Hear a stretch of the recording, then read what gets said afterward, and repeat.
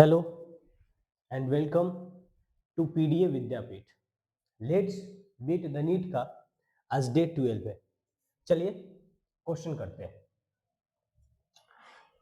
ये क्वेश्चन है, इन green algae the paranoid containing. Green algae में क्या पैरानोइड होता है? तो वो हो जाएगा हमारे पास क्या, प्रोटीन एंड स्टार्च। क्या हो जाएगा बोलिए, प्रोटीन एंड स्टार्च। ठीक है, प्रोटीन एंड स्टार्च। चलिए अगला question. Molecule that can act as genetic material must fulfill all the following criteria except that should। मतलब कि जेनेटिक मटेरियल में कौन कौन सा क्राइटेरिया होता है, और यहाँ पे बोला है कि कौन नहीं है ना, ऐसा एक्सेप्ट बताना है। तो be able to generate its replica, सही है, ये होना चाहिए। Provide the escape of fast change, नहीं स्लो चेंज है तो सही है, यानी कि अभी देखते हैं, ये एक्सेप्ट हो गया। Be able to express itself in the form of Mendelian characteristic, ये भी क्राइटेरिया होना चाहिए। Be stable chemically and structurally, हाँ स्टेबल भी होना चाहिए। तो ये सब है, यानी कि ऑप्शन कौन सा होगा, ऑप्शन नंबर सेकेंड आंसर होगा। चलिए अगला क्वेश्चन देखते हैं। इसमें पूछा है, dash is use to speed up malting process in brewing industry. तो ब्रेविंग इंडस्ट्री में क्या होना चाहिए हमारे पास, Ag3, यानी कि जिब्रालिक एसिड जो है उसके लिए हम ब्रेविंग इंडस्ट्री में इसका यूज करते हैं। चलिए अगला क्वेश्चन में, dash in oxidative phosphorylation generation of adenosine triphosphate. कभी भी आगे आपको मिले फॉस्फोराइलेशन, तो फॉस्फोराइलेशन का सिंपल सा मीनिंग होता है एटीपी का फॉर्मेशन होना, और एटीपी का फॉर्मेशन कहाँ हो रहा है, माइटोकॉन्ड्रिया में ही होता है। तो कौन सा ऑप्शन हो जाएगा, या तो क्लोरोप्लास्ट में होगा या फिर माइटोकॉन्ड्रिया में। तो यहाँ माइटोकॉन्ड्रिया दिया है तो आंसर हो जाएगा माइटोकॉन्ड्रिया। अगला क्वेश्चन एसर्शन एंड रीजन है, चलिए इसको पढ़ते हैं। Untranslated region UTR are required for efficient translation process, ये बात सही है, ठीक है। उसके बाद में the UTR present in both 3 end and 5 end, ये बात सही है कि 3 इंड और 5 इंड में प्रेजेंट होना चाहिए, लेकिन 3 इंड के बाद होना चाहिए, यानी कि आफ्टर एंड 5 इंड से पहले होना चाहिए, पर इन्होंने उल्टा लिख दिया, तो क्या हो जाएगा, स्टेटमेंट ही गलत हो गया। मतलब असर्शन सही है, रीजन गलत है। अगला क्वेश्चन देखते हैं। अगला क्वेश्चन में इन्होंने बोला, read the following statement, the number of correct statement, मतलब काउंट करके बताना है कि इसमें से कितना स्टेटमेंट सही है और कितना स्टेटमेंट गलत है। तो चलिए देखते हैं। Seed is often described as a fertilized ovule, सही है। A seed typically consists of seed coat, cotyledons and embryo axis, ये भी सही है। Non albuminous seed have no residual endosperm, ये भी बात सही है। Albuminous seed retain a part of endosperm, ये बात भी सही है। Persistence nucellus in some seed is perisperm, ये बात भी सही है। ये सब के सब एनसीईआरटी का लाइन है, और ये नहीं कि हमसे पूछा था हाउ मेनी करेक्ट, तो पांचों के पांचों सही है, यानी कि 5 हो जाएगा, पांचों सही है। अगला क्वेश्चन देखते हैं। अगले क्वेश्चन ने हमसे पूछा था, light reaction of photosynthesis are. तो फोटोसिंथेसिस लाइट रिएक्शन में क्या होता है, डायरेक्ट लाइट पे डिपेंड होता है ना, तो डायरेक्टली लाइट डेरिवेटिव्स होता है। चलिए अगला क्वेश्चन, इसमें क्या है, द पीजीआर यानी कि plant growth regulator also involve in the growth promoting activity but largely in inhibitor of growth activity is, यानी कि अगर हम बात करें प्लांट ग्रोथ रेगुलेटर के बारे में, तो हमारे पास दो तरह का होता है, एक को प्रमोटर बोलते हैं और एक को इनहिबिटर बोलते हैं, जिसमें से ऑक्सिन, जिबरलिन और साइटोकाइनिन, ये तीनों के तीनों किसमें आता है, तो ये तीनों के तीनों प्रमोटर में आता है। इसके अलावा जो एब्सिसिक एसिड है वो इनहिबिटर में आता है ना। इसके अलावा अब बच गया हमारे पास इथाइलिन, जो कि गैसियस हॉर्मोन्स के नाम से भी जाना जाता है। ये प्रमोटर और इनहिबिटर दोनों में आता है, लेकिन इसका जो एक्शन है वो इनहिबिटर की तरह ज्यादा होता है। तो आंसर जाएगा इस क्वेश्चन का इनहिबिटर, यानी कि इथिलीन। और इथाइलिन क्या है यहाँ पे ऑप्शन नंबर थर्ड में। तो यह एक अच्छा सा क्वेश्चन बन सकता है। ठीक है, उसके बाद अगला क्वेश्चन देखिए आप।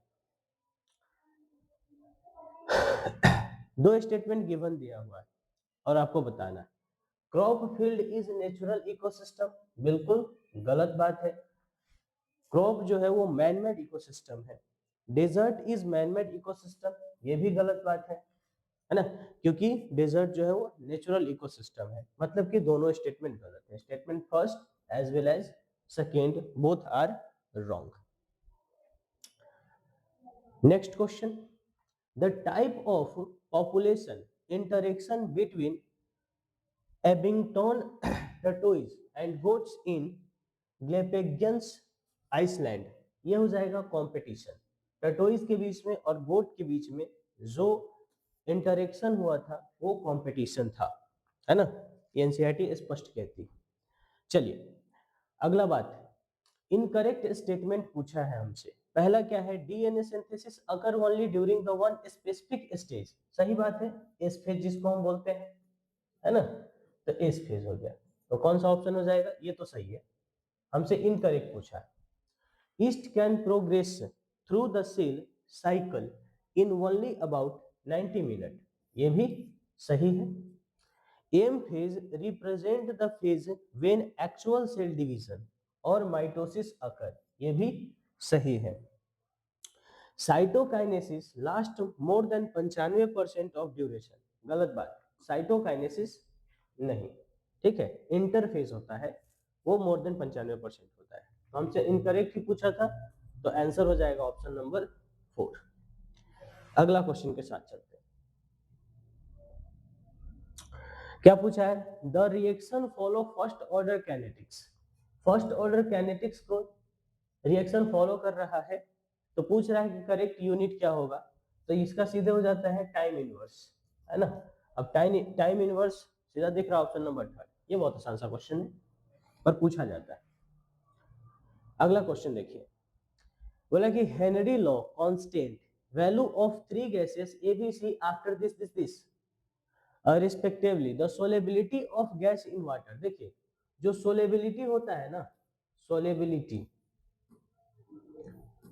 सोलेबिलिटी वो इनवर्सली प्रोपोर्शनल होता है केज, यानी कि केज का वैल्यू जितना ज्यादा होगा सोलेबिलिटी उतना ही कम होगा।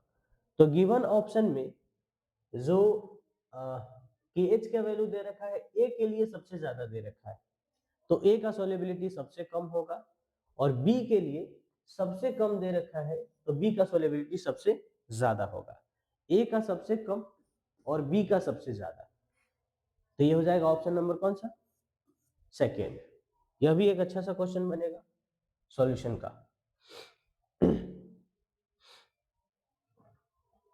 चलिए अगला क्वेश्चन, द कॉन्जुगेट बेस। हमसे बोला है कॉन्जुगेट बेस, हमसे पूछा है conjugate base of this and this, इसका कॉन्जुगेट बेस। कॉन्जुगेट बेस जब भी आपसे पूछा जाए, तो जब बेस है तो एक हाइड्रोजन कम होगा और एसिड में एक हाइड्रोजन ज्यादा होगा, और हमसे पूछा है बेस, तो उस ऑप्शन को चुनना है जिसमें एक हाइड्रोजन कम होगा। एक हाइड्रोजन कम होगा मतलब हो जाएगा SO4 माइनस, और इसका हो जाएगा एक हाइड्रोजन कम का मतलब NH2, ठीक है, NH2। तो ये हो जाएगा और NH2, तो कौन सा ऑप्शन हो गया, ऑप्शन नंबर थर्ड। ये भी एक अच्छा सा क्वेश्चन बन सकता है। अगला क्वेश्चन देखिए,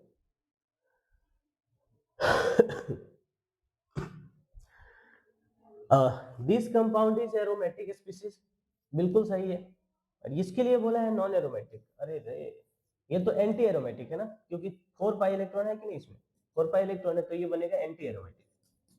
मतलब असर्शन सही, स्टेटमेंट पहला सही है और दूसरा स्टेटमेंट गलत है। चलिए आगे क्वेश्चन,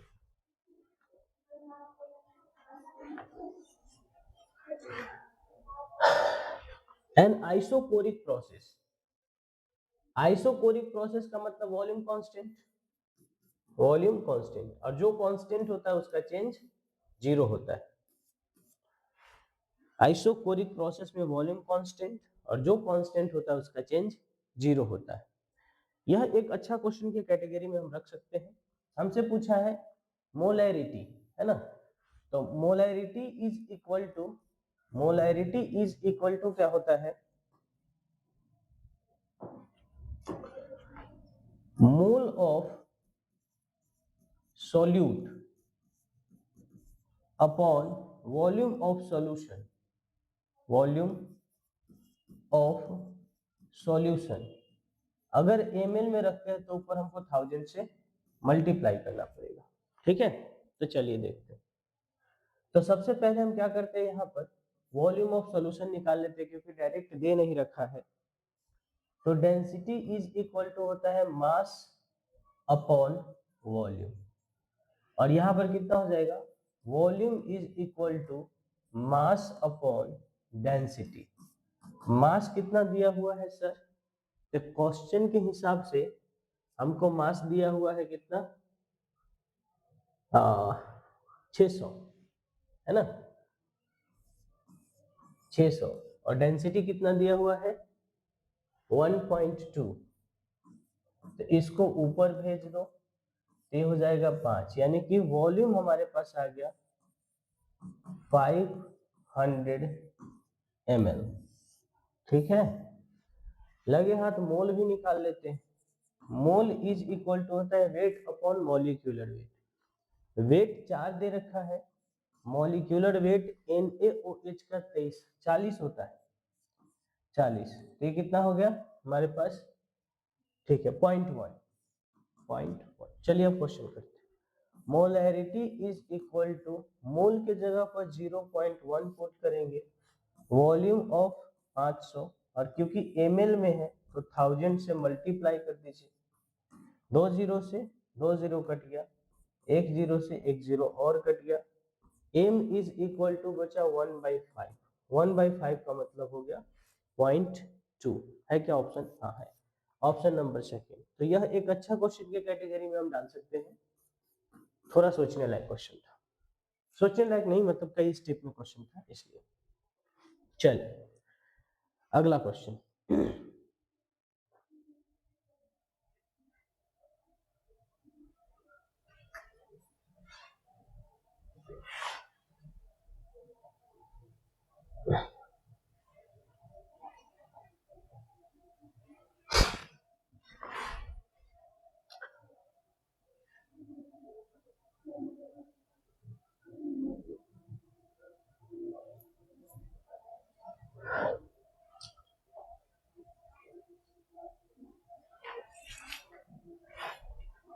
हाँ, which of the following is an acidic oxide, मतलब जो गिवन है उसमें से एसिडिक ऑक्साइड कौन, ये हमसे पूछा गया।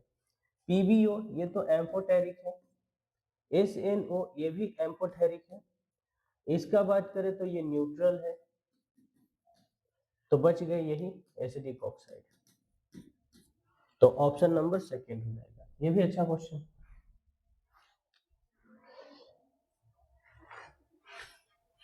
देखिए, which of the flowing example of path function, path function के लिए हमेशा याद रखना है, पाथ फंक्शन के लिए वर्क होता है, हीट होता है, और हीट कैपेसिटी होता है।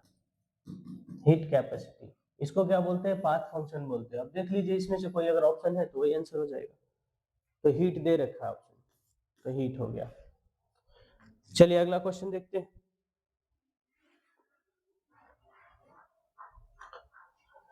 Particle is perform SHM in a straight line if the velocity of particle v1 and v2 at displacement x1 and x2 respectively, the angular frequency of particle। बहुत अच्छा सा क्वेश्चन है ना।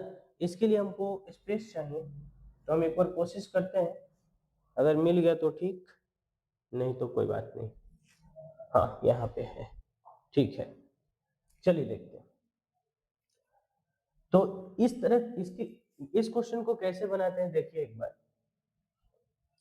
वेलोसिटी इज इक्वल टू कितना होता है, देखना, velocity होता है omega under root A square minus X square.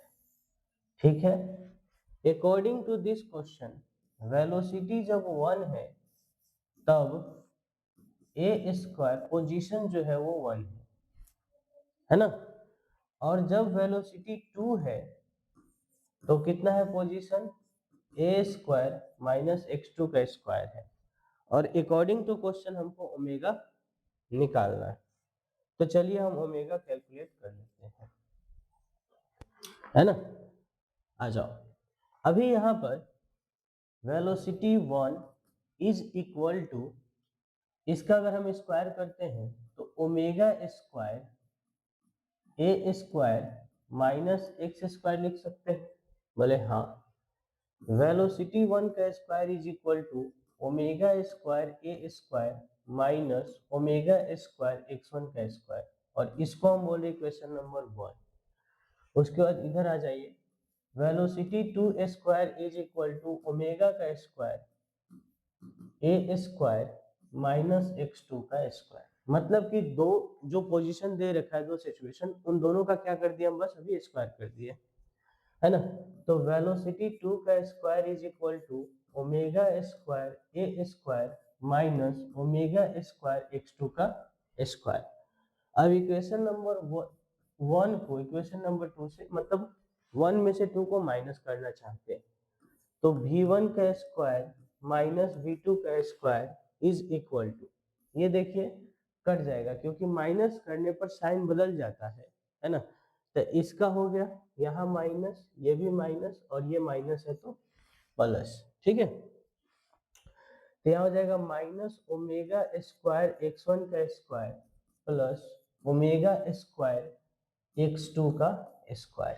ठीक है, अब यहाँ पर v1 का square minus v2 square is equal to, अगर ओमेगा स्क्वायर को कॉमन ले लेते हैं तो अंदर में बच जाता है यहाँ पर माइनस x1 का स्क्वायर और प्लस x2 का स्क्वायर। ठीक है, अब v1 का स्क्वायर माइनस v2 का square is equal to omega square, है ना, अंदर में क्या बच गया मेरे पास, x2 का स्क्वायर माइनस x1 का स्क्वायर। ठीक है, तो omega is equal to v1 का स्क्वायर माइनस v2 का स्क्वायर डिवाइड बाई x2 का स्क्वायर माइनस x1 का स्क्वायर, और स्क्वायर उधर जाएगा तो क्या हो जाएगा, रूट। तो ये हो गया हमारे पास ओमेगा का वैल्यू क्या है, v1 का स्क्वायर माइनस v2 का स्क्वायर अपॉन x2 का स्क्वायर माइनस x1 का स्क्वायर। चलिए देखते हैं ऑप्शन मैच कर रहा है या फिर नहीं कर रहा है। तो ये तो ऊपर में ये गलत हो गया, है ना। कौन सा ऑप्शन मैच कर गया, v1 का स्क्वायर माइनस v2 का स्क्वायर, x2 का स्क्वायर माइनस x1 का स्क्वायर, ऑप्शन नंबर 4। बहुत ही अच्छा क्वेश्चन, हम इसको मान करके चलते हैं, है ना। इसको आप एक दो बार जरूर से ट्राई कीजिए, इस क्वेश्चन को आप एक दो बार जरूर ट्राई कीजिए, आपको बहुत अच्छा लगेगा ये क्वेश्चन, है ना। एक दो बार जरूर ट्राई कीजिए, समझ में भी आया होगा। ठीक है, चलिए अगला क्वेश्चन पे चलते हैं। एक सेकेंड, इसका स्क्रीनशॉट ले लो शायद। चलिए अब अगला क्वेश्चन देखते हैं। ये क्वेश्चन क्या है, Young's double slit experiment. Set of the slit width in ratio this and this, assuming the amplitude of light comings of the slit is proportional to the slit। मतलब कि ये स्लिट का ratio दे रखा है और इसी प्रोपोर्शनल में क्या आ रहा है, एम्पलीट्यूड है, यानी कि ये A1 का वैल्यू है और कहीं ना कहीं ये A2 का वैल्यू है ना। तो हमसे पूछा है the ratio of I max and I min. ठीक है, तो आई मैक्स क्या होता है, I max is equal to A one का ए वन प्लस ए2 का होल स्क्वायर, और आई मिन होता है, I minimum A1 minus A2 का होल स्क्वायर। तो I max upon I min is equal to कितना हो जाएगा हमारे पास, दिस एंड दिस, यानी कि 3 2 5 25 डिवाइड बाई 1। सिंपल सा क्वेश्चन पर बार बार आने वाला क्वेश्चन है ना। तो यह बहुत ही अच्छा क्वेश्चन के कैटेगरी में रख सकते हैं क्योंकि सिंपल है और बार बार आता है इसलिए। चलिए अगला क्वेश्चन देखते हैं, है ना।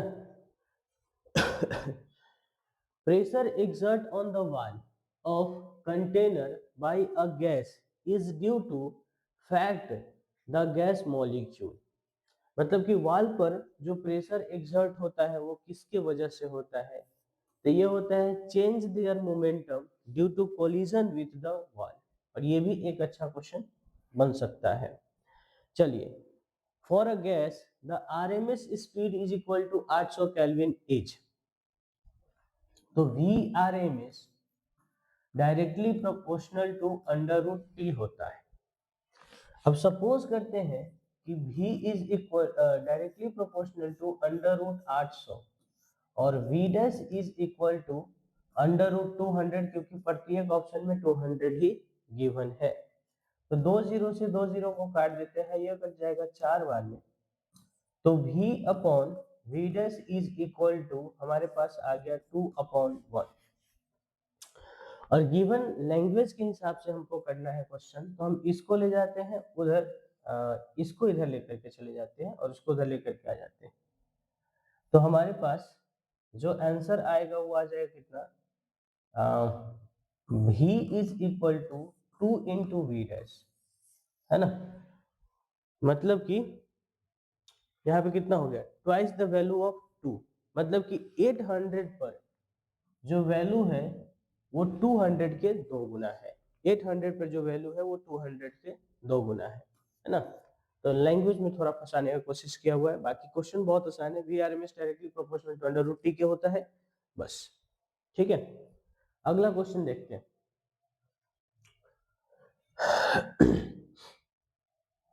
हाँ, a valve of mass m and charge q is suspended from the insulating string of length l. The string deflected by at angle theta with vertical due to uniform a horizontal electric field E. Then चलिए इस question के लिए बहुत calculative question है, तो हम एक page यहाँ पे ऐड कर लेते हैं, है ना।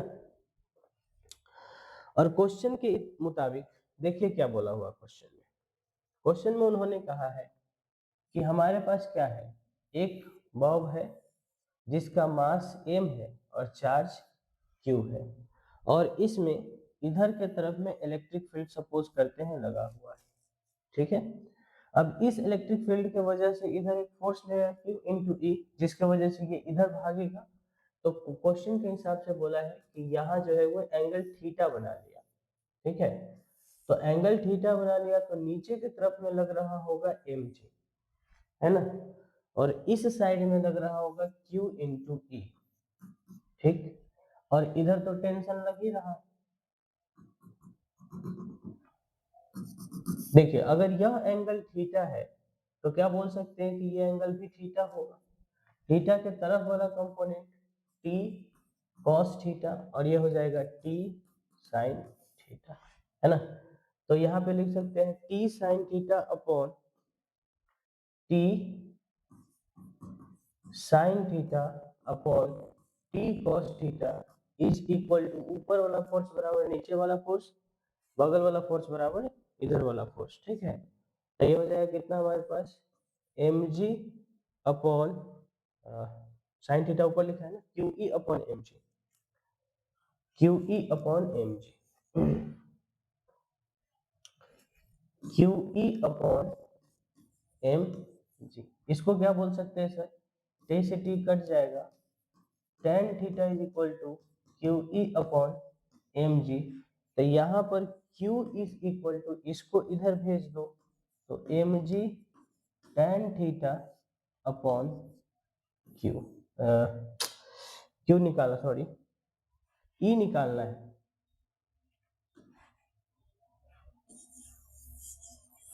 ई निकालना है ना, तो ई को इधर भेज दो।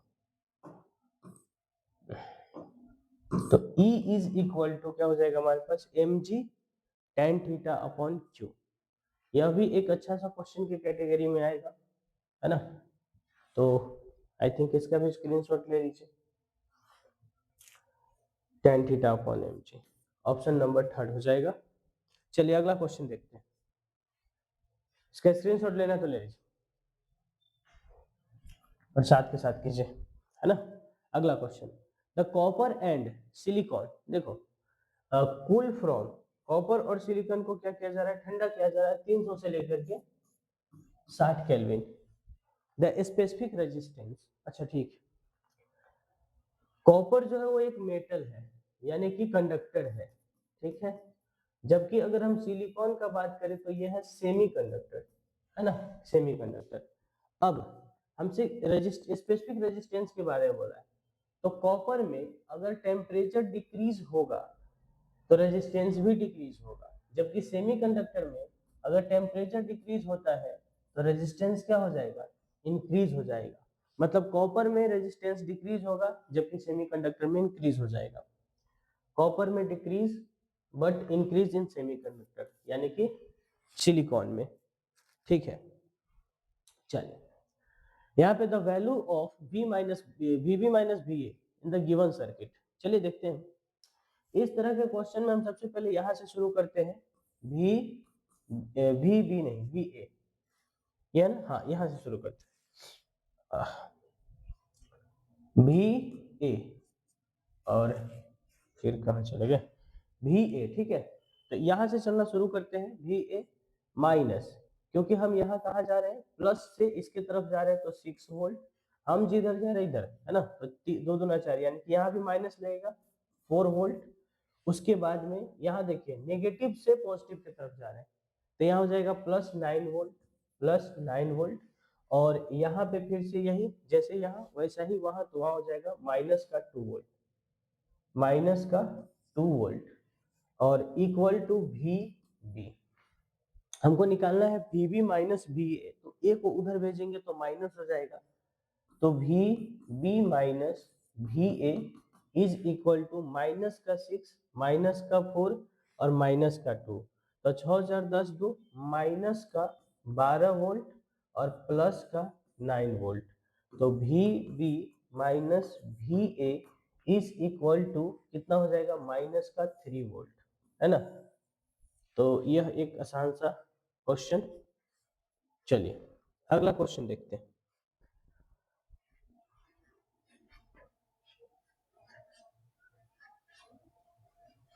हाँ, a cube of copper thermal conductivity if 0.9 SI unit, हाँ ठीक है, and side 1m has one of the face maintained at the constant temperature 100 degrees Celsius while the opposite face is in contact with ice 0 degrees Celsius. If there is no radiation, the amount of ice melt in 1 minute is equal to, question के हिसाब से हमको क्या दे रखा है, एक बार देखना क्या क्या हो गया।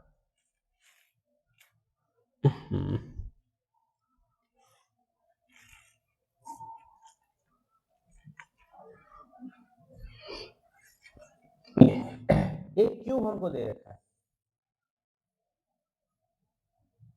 ठीक है, एक क्यूब दे रखा है जिसका एक इंड 100 डिग्री सेल्सियस पे है तथा दूसरा इंड जो है वो 0 डिग्री सेल्सियस पे, ठीक।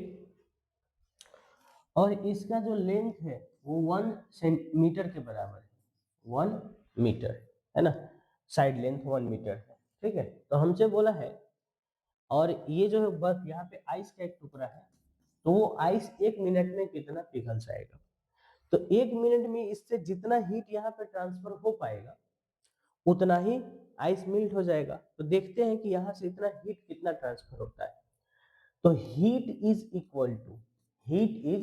इक्वल टू कितना होता है, पहले ये देख लेते हैं। तो हीट इज इक्वल टू कितना हो जाएगा सर, यहाँ पे हो जाएगा K into area into change in temperature into time. ठीक है, तो के दे रखा है कितना 0.9, एरिया हो जाता है क्यूब के लिए ए का क्यूब मतलब साइड का क्यूब है ना, और साइड का क्यूब है यहाँ पे, तो साइड 1 दे रखा है तो एरिया 1 ही हो जाएगा। चेंज इन टेम्परेचर 100 और 0 का डिफरेंस है तो फाइनल माइनस इनिशियल यानी कि 100 माइनस 0 यानी कि 100 हो जाएगा। और टाइम जो है वो 1 मिनट दे रखा है और एसआई यूनिट में हमको लेना है तो हम 60 से इसको मल्टीप्लाई कर सकते हैं, है ना। तो यहाँ से एक जीरो कटेगा तो ये हो जाएगा हमारे पास कितना 9 छक 54। तो हीट जो है वो हमारे पास कितना आ गया 54 जूल आ गया, 5400 जूल आ गया, है ना। अब इतना हीट जो है वो आइस को मिला है ना, और आइस का मेल्ट करना है यानी कि फेस कन्वर्ट करना है तो उसके लिए हमको क्या लगाना पड़ेगा सर लेटेंट हीट, यानी कि heat is equal to M L, ये 5400 है ना। बवाल छोड़ो, हम सीधा जूल को किस में कन्वर्ट कर लेते हैं पहले, इसमें क्या बोलते हैं उसको कैलोरी में कन्वर्ट करने के लिए 4.2 से डिवाइड कर दिए ताकि एम जो है वो ग्राम में आ जाए और एल हम यहाँ पे ग्राम वाला 80 रख सके। ठीक है, अब इसको इधर भेजो तो कितना हो जाएगा 5400, 5400 डिवाइड बाई 4.2 इंटू 80, मतलब इसको काटो तो ये कट गया 5400 डिवाइड बाई 42 गुना 8 इक्वल टू एम। अब इसको क्या करोगे डिवाइड करेंगे हमारे पास 7 8 56 अप्रोक्सीमेट यहाँ से 7 700 आ जाएगा और 700 4200 7 दूना 14 है ना 1 अप्रोक्सीमेट, हाँ 16 के आसपास आंसर आ जाएगा, है तो ऑप्शन ऑप्शन नंबर सेकेंड। तो यह भी एक बहुत अच्छा सा क्वेश्चन था। तो ये लास्ट क्वेश्चन आज के लिए, तब तक के लिए पढ़ाई करते रहे, ऑल द वेरी बेस्ट।